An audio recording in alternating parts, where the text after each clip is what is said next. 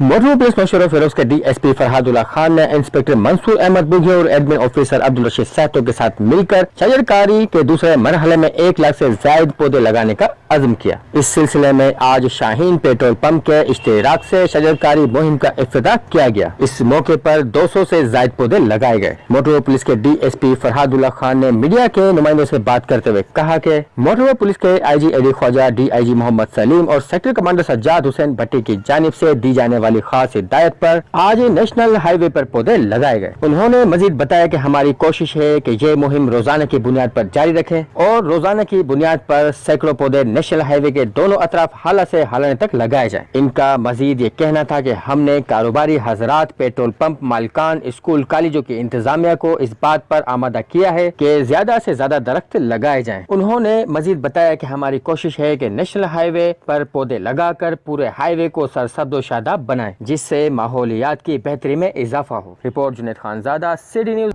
हम लाते हैं top news, आपके फेवरेट टॉक शोज और अनलिमिटेड एंटरटेनमेंट सिर्फ यूट्यूब पर।